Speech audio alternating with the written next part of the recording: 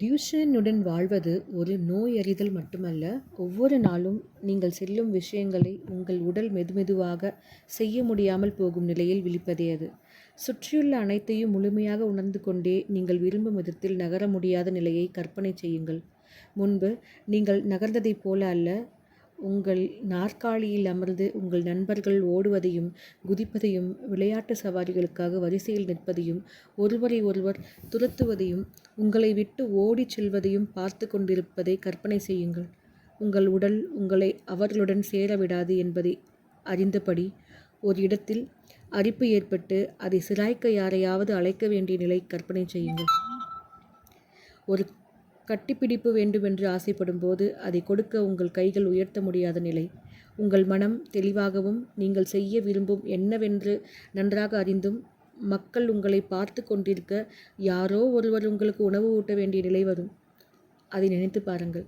ஒரு இளம் வயதில் குளிக்கவும் உடை அணியவும் பற்களை துலக்கவும் கழிப்பறை பயன்படுத்தவும் உதவி தேவைப்படும் நிலையை கற்பனை செய்யுங்கள். இரவில் உங்கள் உடல் இனி அதை செய்ய முடியாததால் யாராவது உங்களை திருப்பிவிட வேண்டிய நிலை. அதையும் கற்பனை செய்து பாருங்கள். இன்னும் ஒரு கண்காணிப்பு கருவியுடன் உறங்குவது, இன்னும் உதவிக்காக கூவி அழைப்பது, கிறிஸ்மஸ் பரிசுகளை எல்லாரும் அவசரமாக திறக்கும்போது யாரையாவது உங்கள் பரிசை உங்களுக்காக திறக்க சொல்வது, காத்திருப்பது. இதை கற்பனை செய்து பாருங்கள். டியூஷன் காரணமாக தசை பலவீனம் இப்படித்தான் இருக்கும். இது வெறும் வீல் சேரில் இருப்பது மட்டுமல்ல, இது தனி உரிமையை இழப்பது, இது சுயதீனத்தை இழப்பது. மிகச்சிறிய விஷயங்களுக்கு கூட மீண்டும் மீண்டும் உதவி கேட்க வேண்டிய நிலை. பெற்றோர்களாக நாங்கள் இதை கற்பனை செய்வதில்லை மட்டும், எங்கள் குழந்தை இதை வாழ்ந்து கொண்டிருப்பதை நாங்கள் பார்க்கிறோம்.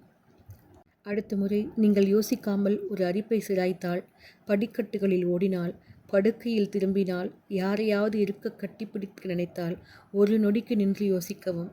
ஏனெனில் டியூஷனுடன் வாழ்பவர்களுக்கு அந்த எளிய விஷயங்கள் வெற்றிகளாகவும் நினைவுகளாகவும் அல்லது கனவுகளாகவே இருக்கும்.